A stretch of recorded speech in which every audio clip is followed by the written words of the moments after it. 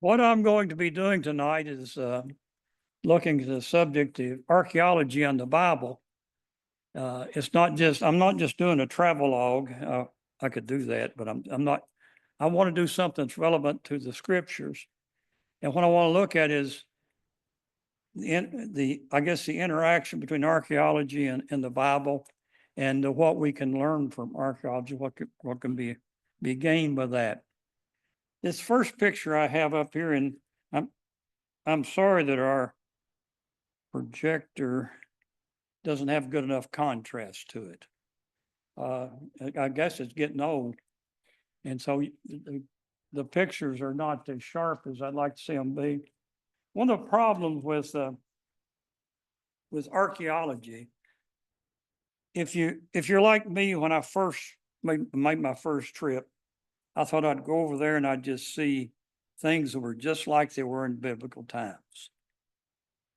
And you are, but the piece you see may only be this big.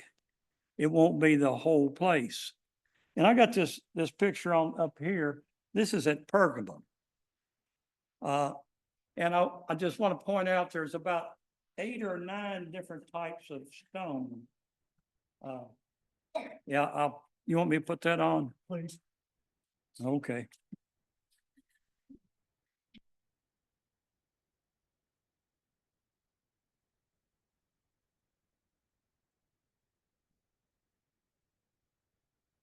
In this picture, there are about 8 or 9 different types of stone. You see one there, then there's a seam here, another one there, another stone here, another one here, some down here, the 2 different types of arches. All of that is a key that those were all done at different times. So when you go over to visit these archaeological sites, you're going to see a range in your view shed of 1,500 to 2,000 years. Now, to say this is the way it looked when Paul was here is going to be pretty tough. We could say it was generally like this or something like this when Paul was here. But I just wanted to point that out so that, and then of course you had all this fancy marble stuff on top up here too. So it's all the, and all this some of this could be as much as 1,000 years. This stuff that's fallen down here, this at one time, this was a structure and it got knocked down and they built on top of it. And so that's the way much of the stuff is in the.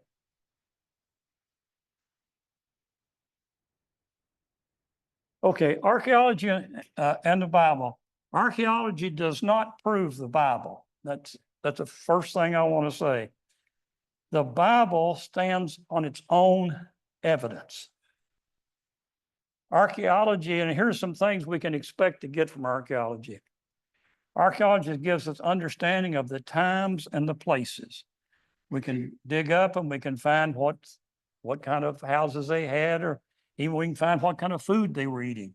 But it gives us evidence of the times and places, the people and their customs. It helps us understand that. It gives us context to the Bible times. So it helps us maybe when we read something in the scriptures that Paul might have said, or something another person may have said, we might helps us have the context to say why he said it that way, because it helps us understand where they live in. And finally, archaeology is an interpretation of the evidence that they find. The evidence are the stones and the bricks and the dirt and the bones and the pottery. That's the evidence. But archaeologists interpret that evidence. So have you ever seen anything that was interpreted wrong? Archaeologists can make mistakes in interpreting the evidence. And so I just want to, kind of present those ideas as we get started. We're going to look at some of the problems with the evidence and looking, and I've already mentioned a little bit. There's time involved. There could be as much as 3,000 years to 4,000 years of layers of sites. Went to the city of Jericho, and Kelly went with me on that trip. And I think there are 16 layers of civilization at Jericho. Now, the problem the archaeologists have when they go to dig at Jericho, which civilization are you going to analyze? Because if you're going to get the 10th one down from the top 10 all get thrown away because you have to move them out of place to get to the 10th one. And so that's a kind of a problem for archaeologists. So what they have to first decide is which era are they going to analyze or look at. And so layers of occupation, war and destruction. Many of these sites they've been war after war after war. That's one reason why there's so many layers. Somebody comes in and conquers, knocks it down. And later somebody says, that was a good place to have the city, let's build. Well, it's all this rubble. And they didn't have excavators and things like that to move the rubble. They just leveled it out and started again. So wars and destruction, earthquakes, particularly the region of Turkey and Greece is very subject to earthquakes. They have been over the years. And so if you take a stacked stone building, how do you think it responds in an earthquake? It just falls down. And so you have earthquakes, you have floods, you have erosion and siltation, you have volcanoes. Vesuvius, when it went off in Pompeii, volcanoes and wind, because you go to Egypt and they found entire temples buried in the sand. And they had to excavate them all out because they were buried completely at the top. So those are things that are deterrents to archaeology. This picture here is at Philippi. Remember, Paul went to Philippi on his trip. Now, this is kind of like the first picture. I want to point out some things in here from different eras. Philip II, or Philip of Macedon, built Philippi. I don't know why it's named Philippi. Whenever he was a king, some of these, what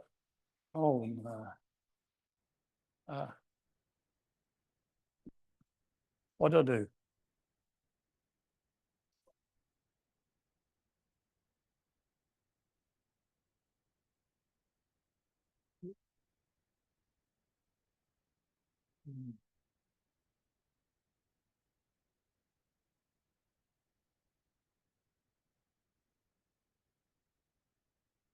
Keep that. I'll have to go with the.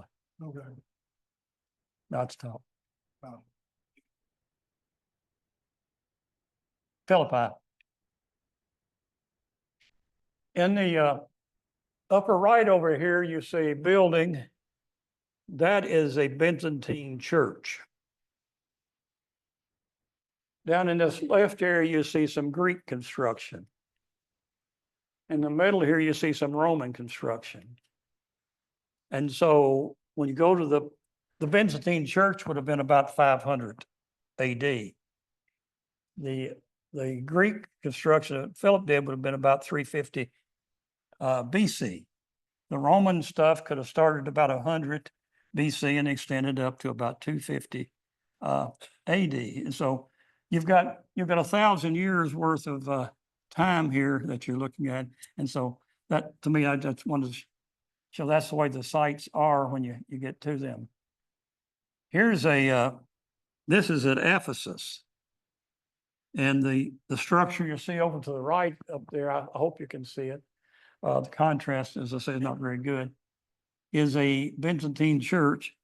And that is the church building that in year 431 AD, they had the church had a council.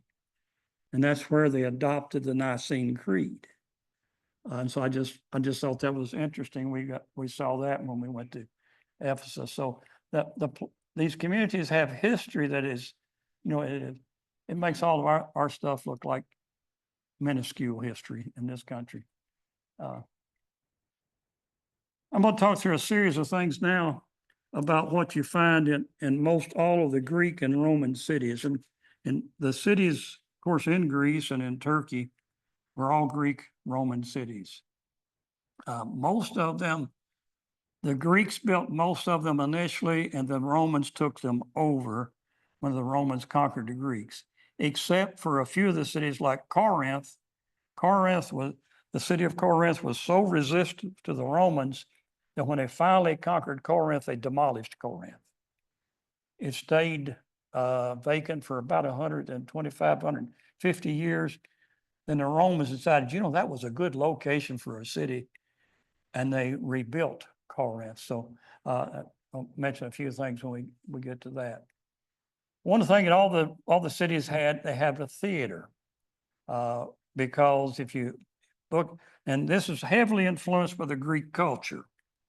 Greeks were big into theaters. They were big into exercise and philosophies and plays and in athletics.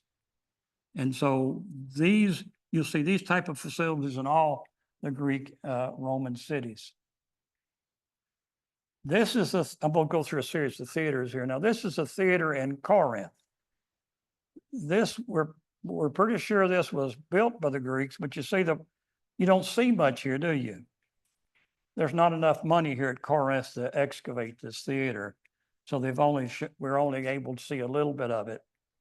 And this picture is really low contrast, I know. They used to flood this theater and have boats in there and react the Greek battles that they had at sea. So I thought that was that, but they had a channel from the spring. We'll see the spring in a minute, and it came all the way down here to this. They could stop up the drain, flood this, and put their miniature boats on that, and reenact battles. And so that's the type of plays. The seats are all pretty much covered up. You can see where they've uncovered just a little bit of them. This is a theater at Philippi. This theater has been restored and reconstructed, and they have active concerts here. And so it depends on what the community is, what the money is, what to do with that. This is a theater at Athens, and you see these little black things all up and down the aisle. Those are seats or lights and seats that they use or lights and speakers they use in the productions.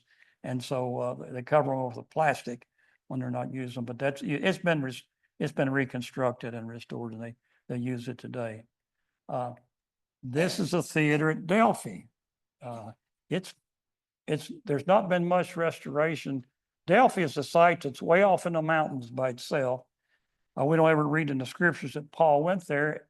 It was the religious site for Greeks. It was where the oracle was. And we'll talk a little bit more about that in a minute. And the oracle was there.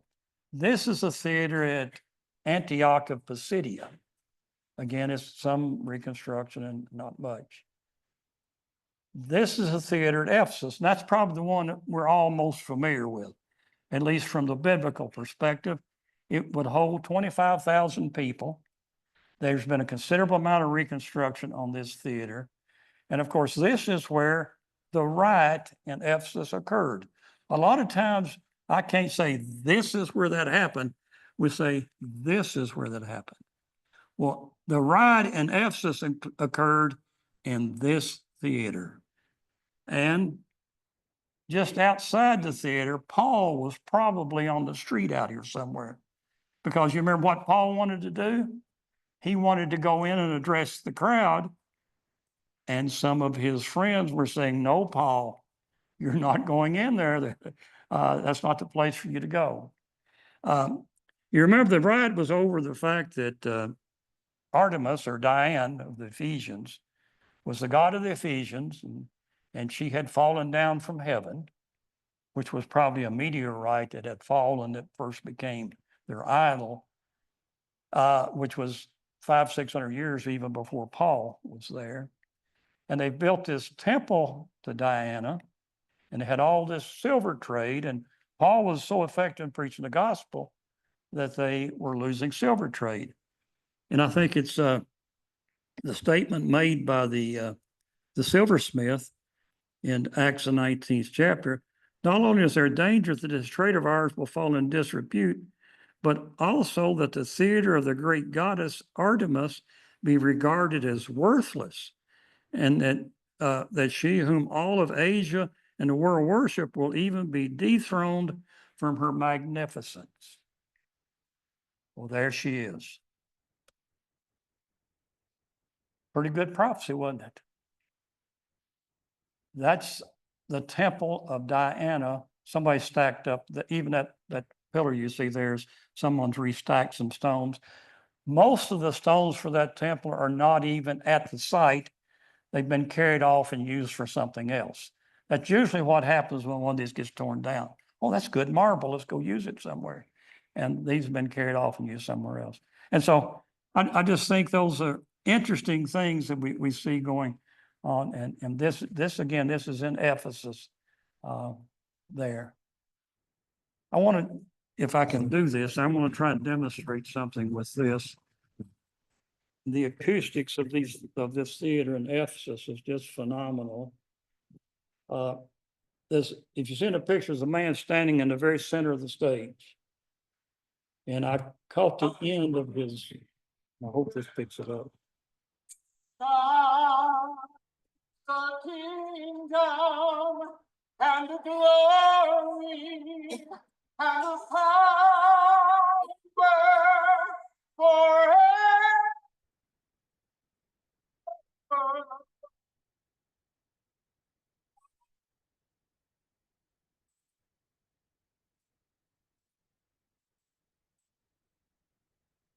That kind of gives you an idea of the acoustics of those theaters when they were designed right. And so we talk about, Paul might address people in a theater or something. You can see why he didn't have to have a microphone because the acoustics was swell. The one at Ephesus must be one of the better ones.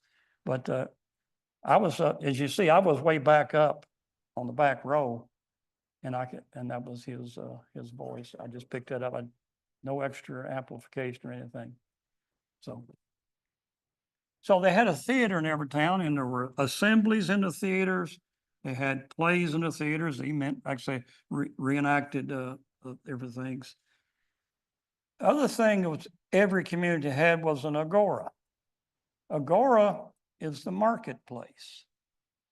And in the center of all the Greek and Roman towns, there is a very large plaza. It's usually very flat, and there are shops all the way around the plaza. And this is the one in Corinth here. And you see on the left side, these stone little arch buildings and some of them falling down. But they go all the way around the plaza. This is where the Apostle Paul and Priscilla and Aquila were making tents or selling tents. Somewhere probably in this plaza, which was the marketplace. And so I just think that's extremely interesting to be able to see that. Also, bordering the plaza, usually there was some kind of an official building. And you remember something else that happened here in Corinth? In Acts, the 18th chapter, Paul was drugged before the officials. Well, what you see here is kind of like a porch, and there was a large building behind the porch where the officials stayed. But they came out on the porch, and when people had something to appeal to the officials, they would approach the officials, and this was called the judgment seat in 1 Corinthians, the 18th chapter.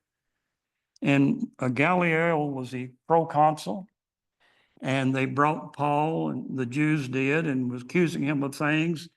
And he finally says, I don't want anything to do with your old law on that.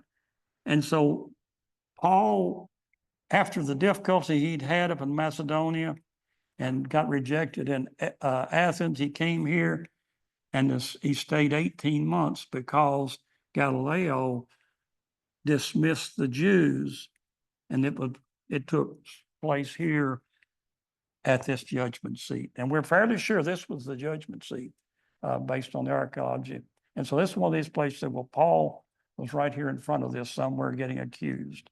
And I just thought that was extremely interesting. By the way, the young man standing there with a blue shirt on looking at his iPhone is one of Conley's friends from college, Caden. This is the agora or the marketplace at Ephesus. Again, Paul was probably working in this marketplace too. This may very well have been where Paul was when he got in the conflict with the silversmiths. They were probably in the marketplace too, selling their wares, and Paul's in the marketplace teaching.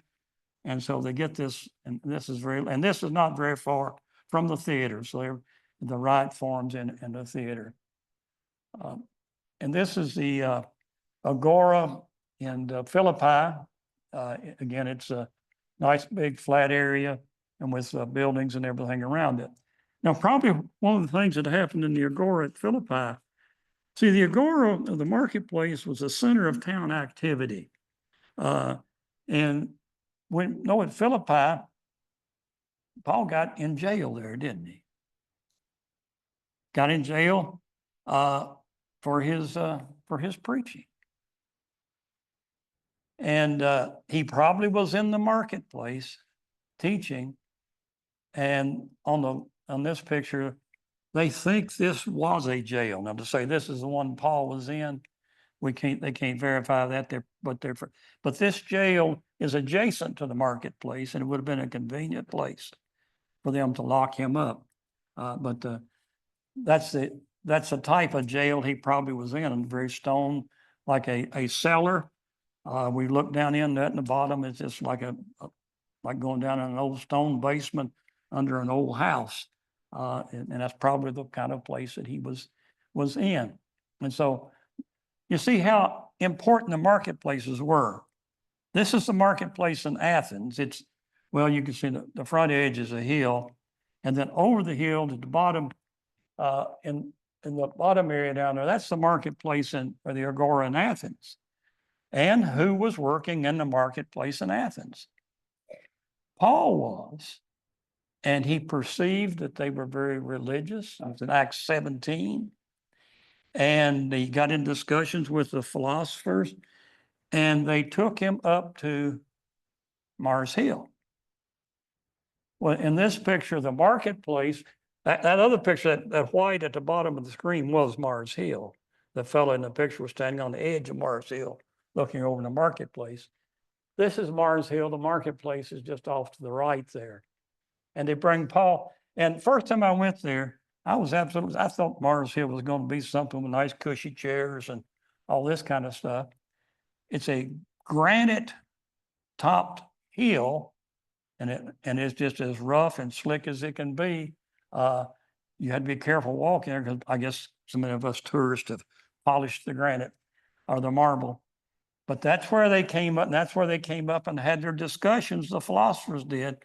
And somewhere on the top of that hill, Paul came up and discussed with a philosopher. He came up from the marketplace up to the Areopagus. And this is also called Mars Hill, or the Areopagus.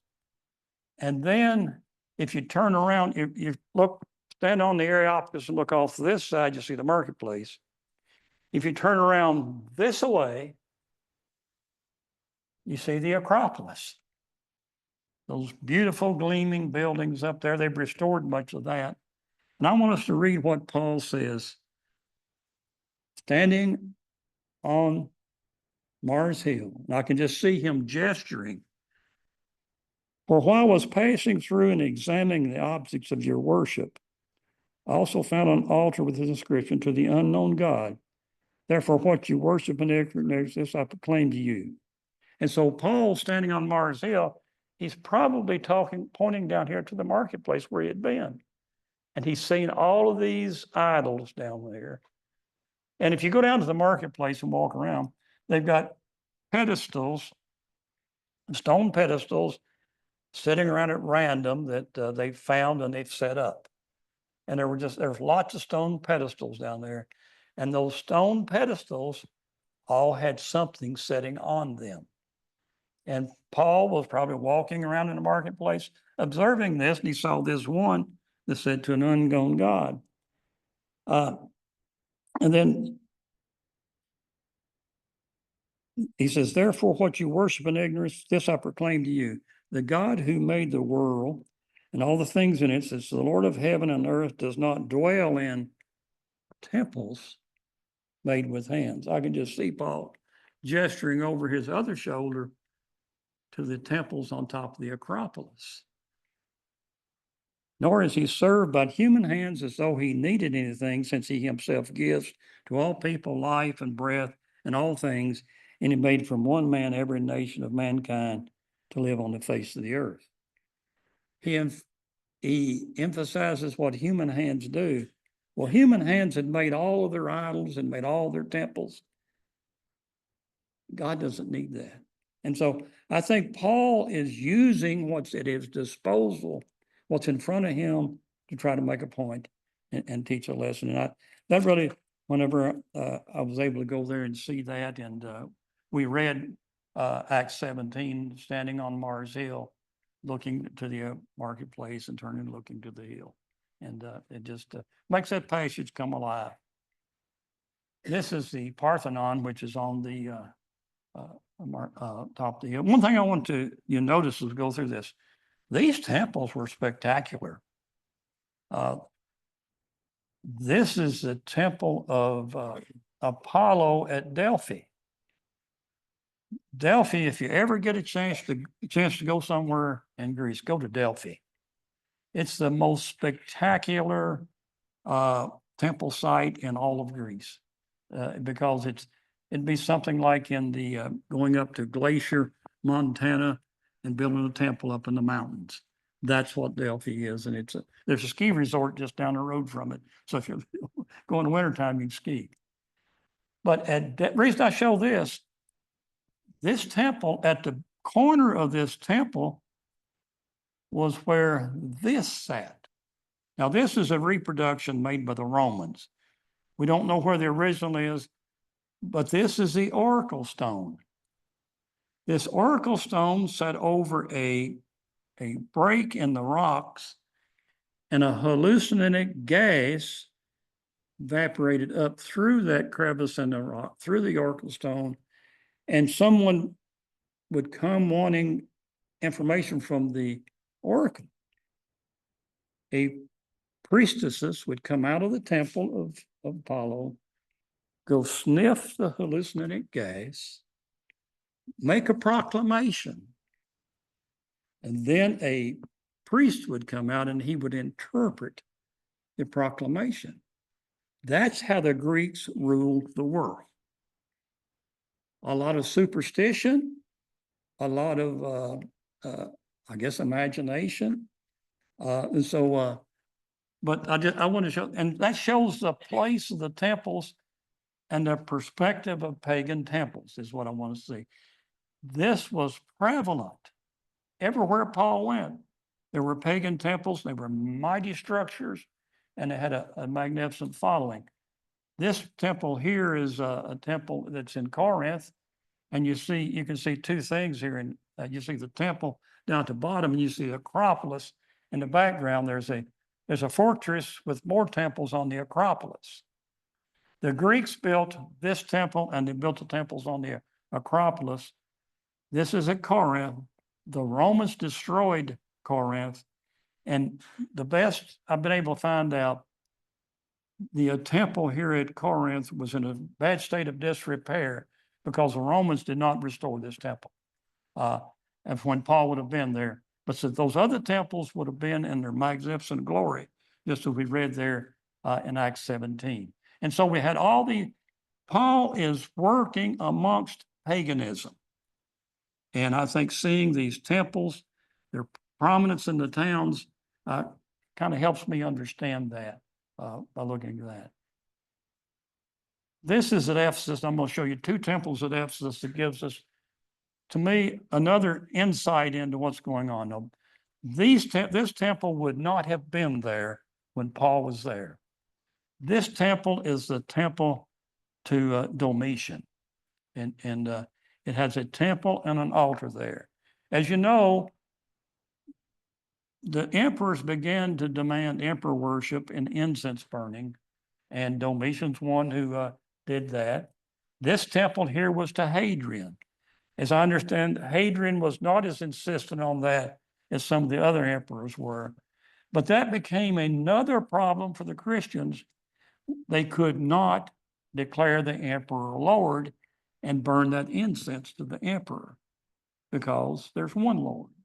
And so this gives you, it shows you how prevalent it was in their community. It was there. And this is on the main street.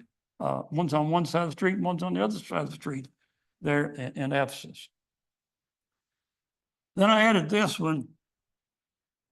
This, I don't know if you can see this very well, but it got some crosses on it. These are Christian crosses.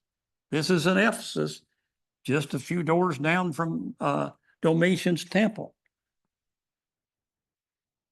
These probably were carved about 350 years after Domitian, after paganism began to diminish, after the Edict of Constantine. Then Christians started reappropriating the pagan buildings and using them for worship or for thing. And so I thought that was an interesting thing to pick up. Also, when we were in Egypt, some of the Egyptian temples, they have Christian symbols carved into the walls of the Egyptian temples, again indicating that sometime after the pharaohs, the Christians were probably meeting in that corner of that temple because it was a building, and they carved their meeting location or something in it.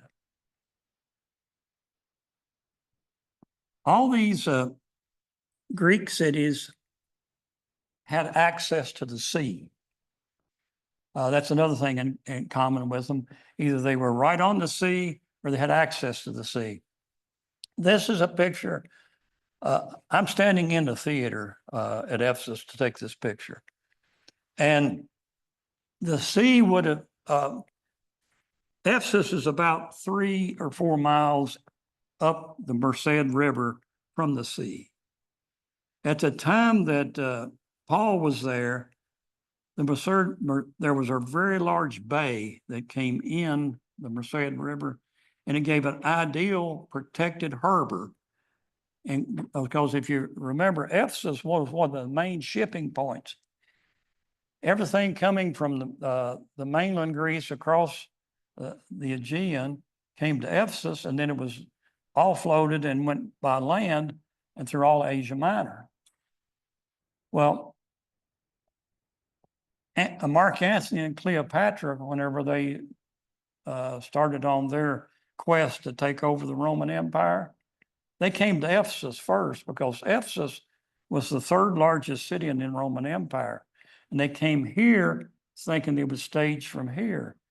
They would have walked up this road from the sea. Paul and Aquila and Priscilla, they would have docked down here and walked up this road from the sea. And so this is something that he would have seen, and they would have seen him. Now, about over the year from about 400 to 600, they began to have a series of earthquakes and erosion and siltation, and the entire harbor filled up. And so it became a swamp, mosquito-ridden swamp, and the toilets wouldn't flush anymore. So it became a polluted city, and Ephesus died out after that. And so sometimes cities get destroyed, but sometimes the environmental conditions. And so that's what brought Ephesus was a magnificent city. It's one of the favorite cities for people to visit. I think one reason because it's in Turkey, and the Turkish people have spent so much money trying to restore Ephesus because it means tourism dollars, and so they spent a lot on that. This is the road from the sea to Corinth, as you see the Acropolis in the background there. It's very similar to the road in Ephesus. It's a marble street, all in the sea. And all these cities, I didn't mention Ephesus there, but on the left side of this road, all that over there, that would have been the bathhouse and the gymnasium. And if you've got a bunch of sailors coming in, what's the first thing you want them to do? Clean up. And so that would have been where and at Ephesus, Their bathhouse was right on that road coming up from the sea. Again, the commonality of these cities. This is a shot in Ephesus here, and the theater is this little area up on the left, and you see a crowd of people out there in the middle. Well, there's this pavement marking out there that says Erastus. Now, if you will check and I'll get my passages right here. Erastus was one of Paul's associates. He was from Corinth. He was a town clerk. This is based on Acts 19, Romans 16, and 2 Timothy 4. There was a fellow named Erastus that was a town clerk who was an associate of Paul and traveled with Timothy and some of them. Well, archaeologists uncovered out here a piece of pavement has the name of Erastus, who was an official who paid for that piece of pavement. Now, I can't say it's the same one, but it's got some very close connections, it would seem. And so I think things like that are interesting when you can find those. This is in Philippi. This is the Roman road. If you walked on this road in the westerly direction from Philippi, you'd end up in Rome. That's how the army came and went. And so I just thought that was it. It went right through the Philippi. This is a Roman road in Tarsus, the city where Paul lived. And this is a Roman road just north of Antioch of Pisidia. And a group of people here are walking on the Roman road there. Other thing, of course, you've got transportation, you got the marketplace, you got the theaters, was water. You can't have a community without a good supply of water. They built numerous aqueducts and they built pipelines. Now, I don't know if you want to build any of these pipelines, but you see what the pipe pieces are. They're stones that have been carved and they're bell and spigots, so they'll fit together and with less leakage. But this was near Antioch of Pisidia. They also had clay pipes. This is in Ephesus. Their fresh water supply was in clay pipes to different parts of the city. They brought the water and the aqueducts from the springs in the mountains. Some cities, this is in Corinth, they had a natural spring in town. And this was, they had a whole pool there. And in Jerusalem, we had that because we had a couple of pools in Jerusalem. There were natural springs. Here in Corinth, they had a very large natural spring where they come and get their water for the purposes there. And then you've got outside of Philippi, there was a stream of water that was significant where Lydia with the ladies were meeting and Paul taught them the gospel. Some say this is where Lydia was baptized. Some say. But this is the river outside the city of Philippi, the only one in that vicinity. And it's probably the stream that she was by whenever Paul was teaching her. So I just think things like that are interesting. They had public toilets with flushing, constant flushing. They piped the water in, flushed it out. Just let you have a note of privacy. This would probably hold about 80 people. So as you see, the divider partitions are pretty thin. So not a whole lot of privacy, but they did have public toilets. That's in Ephesus, that one is. And this one here is in Philippi. I mentioned their bathhouses earlier. The Romans had great bathhouses. If you see, they've got stones all in the bottom of this. Well, there was a floor that went over top of that. And they had some poor slave that would be over here, or some poor prisoner would be over here feeding wood to the fire here that was heating the water, that was piping steam out underneath the floor. and you could have steam and hot water in the bathhouse. But if you was the guy feeding it, you got plenty of steam and hot water.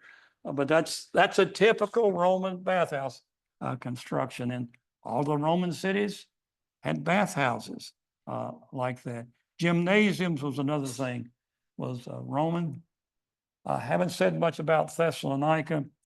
Thessalonica, as far as a city that I visited, I liked it the best of any city I visited. But Thessalonica is completely built on top of Thessalonica. This is the only thing of significance that's exposed in Thessalonica. They've got a theater and a part of their agora. They've been trying to build a subway. How long was it, Mike? 20 years? And they dig 10 feet and they have to stop and analyze the archaeological stuff. Get that taken care of, they dig 10 more feet. And they've been 20. I read this week they're going to open the first track November the 30th. They've been working on the subway 20 years. And they've got other tracks they haven't got open yet. That's in Thessalonica. The other significant thing about Thessalonica, you know who this is? Who left from Macedonia going to the east? Alexander the Great. Alexander the Great is one of the most influential people to ever live because he spread the Greek culture and the Greek language all over the known world. The Bible was written in Greek because of what Alexander the Great did in his conquering the world. And so I really think that is significant for us to understand that sometimes these guys were working for God and they didn't even know it. And I think Alexander was one of those. This was most interesting to me. This Philip II, Philip of Macedon, who was Alexander's father, in 1977, they found 3 tombs there in Macedonia. One of those tombs was his. It had never been opened. And they found all of these gold artifacts and crowns. And this is a picture of his armor. Most of the armor is rotted away, but you see all the gold decorations was on his armor and his helmet. And this gold laurel wreath crown. If you get up close and look at that laurel wreath, it's exquisite jewelry work in that. And then there's gold ossuary there that they put the bones of the royal people in. And there were 3 tombs side by side that were buried, had never been. I don't know how people missed that, because over the centuries, one of the biggest problems with archaeology is the grave robbers. From the time a person died and was buried until today, there's somebody looking for him and looking for what he had. And they certainly would like to have had, there was this museum just had all kinds of gold, artifacts, coins, and bowls, and all kinds of stuff that had belonged to Philip that were buried in his tomb. So with that, I'll quit. We've had the bells. I hope that I give you a little bit of appreciation for archaeology and some of the things about the time in which they lived, and some of the real problems, such as the pagan temples. That was a problem. And then some of the other conditions they had to deal with. Thank you.